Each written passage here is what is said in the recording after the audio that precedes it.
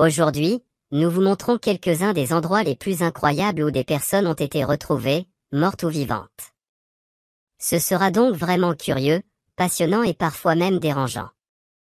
Alors ne quittez pas, bon à savoir. Commençons tout de suite par un cas très mystérieux et encore inexpliqué à ce jour, dans lequel un lieu assez curieux a joué un rôle prépondérant. Tout a commencé en 1976 dans l'Indiana, lorsque la famille de William Burgess Powell, alors âgé de 32 ans, a signalé sa disparition. Cela n'a rien d'étrange en soi. Après tout, entre 200 et 3100 personnes sont déclarées disparues chaque jour dans le monde. En revanche, presque autant de cas sont effacés chaque jour. En outre, la plupart des personnes disparues réapparaissent au bout de quelques semaines. L'histoire de Powell s'est déroulée à l'extrême opposé de cette situation. En effet, ce n'est qu'en 2004, soit 28 ans plus tard, que Powell est soudainement apparu, nu comme un verre et inconscient, à côté d'une poubelle derrière un Burger King, où il a été découvert par un employé. De plus, le lieu de sa découverte se trouvait dans l'État de Géorgie, à plus de 1400 km de son domicile. Mais il n'y aura pas de fin heureuse pour Powell et sa famille de sitôt. En effet, Powell n'avait pas d'objet ou de papier personnel sur lui, ce qui l'empêchait de s'identifier auprès des fonctionnaires. Mais le problème était encore plus grand, il ne pouvait pas non plus dire qui il était, car il l'avait tout simplement oublié. En raison des cicatrices sur sa tête, ses médecins ont rapidement conclu qu'il devait souffrir d'une forme extrême d'amnésie. C'est pourquoi il a été choqué lorsqu'il s'est regardé pour la première fois dans un miroir, car il pensait avoir au moins 20 ans de moins. Au bout d'un certain temps, il s'est au moins souvenu de sa date de naissance et a cru savoir qu'il avait 2 frères. Mais comme c'était trop peu pour une identification précise, l'homme sans nom a d'abord été nommé d'après le lieu inhabituel où il a été trouvé, comme si Kedo signifiait Burger King. Plus tard, il a utilisé les initiales de la chaîne de restauration rapide et s'est appelé Benjamin Kay. En effet, 12 autres années incroyables se sont écoulées, au cours desquelles de nombreuses autorités et finalement aussi l'émission télévisée de Dr. Phil. On se demandait qui était vraiment Bic. Grâce à un test ADN spécial en 2016, l'enquête a pris un nouvel élan et l'on a enfin découvert que Big Doe était en réalité William Birk Powell, qui avait disparu depuis 40 ans. Jusqu'à aujourd'hui, on ne sait toujours pas comment Powell est passé de l'Indiana à la Géorgie et ce qui lui est arrivé pendant ces 28 années. N'hésitez donc pas à nous faire part de vos théories sur cette affaire dans les commentaires.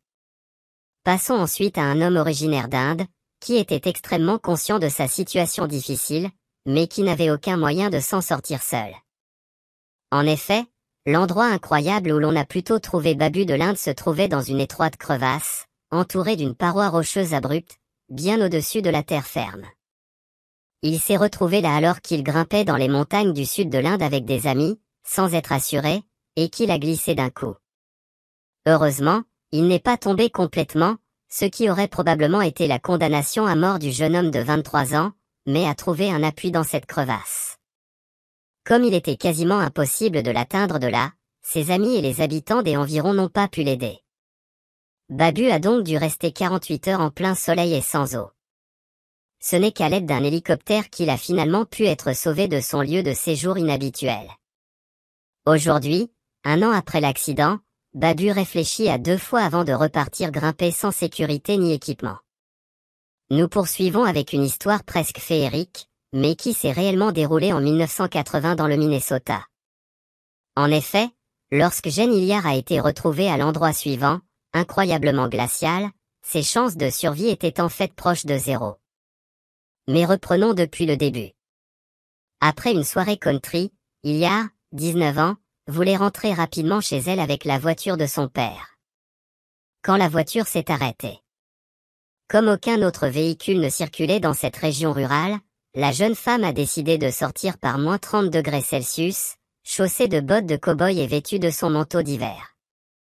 Lendemain.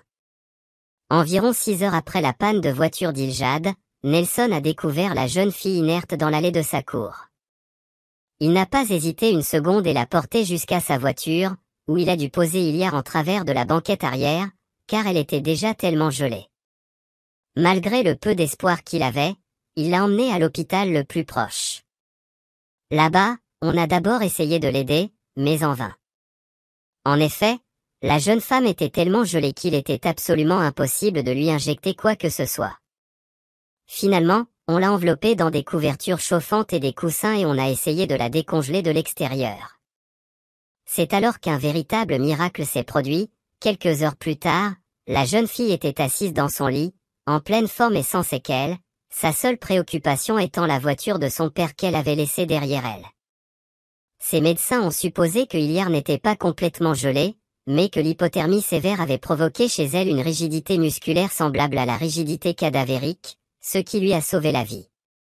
Une chance dans sa malchance similaire a été vécue par Lauren Fox, des États-Unis, lorsqu'elle a été sauvée d'un lieu où l'on ne s'attendrait pas à trouver quelqu'un, sauf peut-être un homme vêtu de rouge et portant une barbe blanche. En effet, la jeune femme de 20 ans était sérieusement coincée dans la cheminée d'une maison individuelle.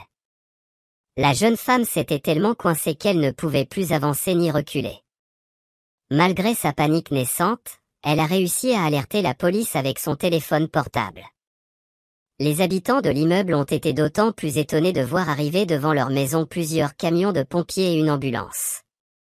L'opération de sauvetage a également nécessité la destruction d'une partie de la cheminée, car Fox s'y était déjà enfoncé très profondément. La raison de son action douteuse était d'ailleurs qu'elle voulait se réchauffer auprès du conduit de cheminée fumant.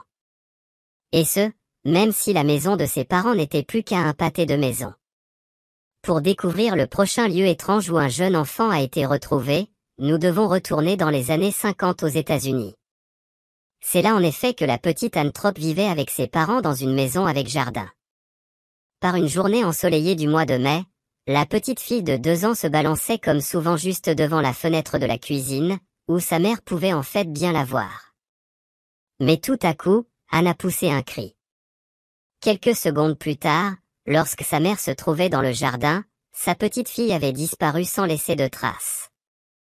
Après que la mère inquiète ait immédiatement prévenu la police, une énorme opération de recherche a été lancée, au cours de laquelle plus de 400 personnes ont été occupées à parcourir le terrain environnant pour retrouver Anne. 2 jours entiers de peur et d'angoisse se sont écoulés jusqu'à ce que la fillette soit retrouvée au milieu d'une clairière dans la forêt, sans la moindre égratignure. Le plus absurde, c'est que l'endroit où elle se trouvait était à 3,2 km de chez elle. De plus, le chemin qui y menait était entouré de dangers comme une grande rivière tumultueuse ou même des barbelés. Des clôtures. C'était donc impossible pour un jeune enfant. La seule explication logique est que la fillette de 2 ans a été traînée et déposée par un adulte. Mais cette énigme n'a jamais été résolue jusqu'à présent.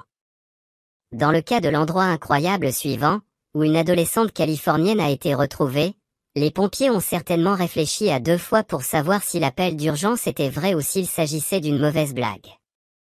En effet, ils ont dû sérieusement sauver l'adolescent d'un arbre creux dans lequel il était tout simplement coincé. Pourtant, l'élément déclencheur qui a mis le jeune garçon dans cette situation défavorable était tout simplement un pari insensé. Lui et ses amis avaient en effet parié $100 qu'il ne parviendrait pas à grimper complètement dans l'arbre creux. Mais le garçon n'a pas pensé qu'il devait aussi en sortir. Avec l'aide des pompiers, le garçon a pu être sauvé sans trop de blessures. Contrairement à cette histoire amusante, la vue de ce personnage dans l'arbre est bien plus inquiétante. Bien que l'image n'ait pas été retouchée et qu'elle soit authentique, il ne s'agit que d'une illusion d'optique et le visage n'est en réalité que l'écorce brun rougeâtre de l'arbre.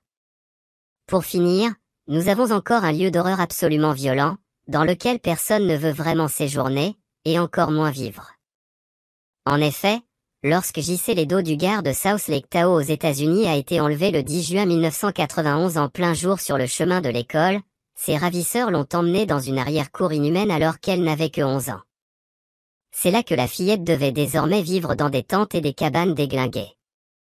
Son ravisseur, Philippe Garrido, ainsi que sa femme et complice, Nancy Garrido, ont manipulé Jaïs de manière si violente qu'elle n'a pas osé s'enfuir malgré plusieurs possibilités.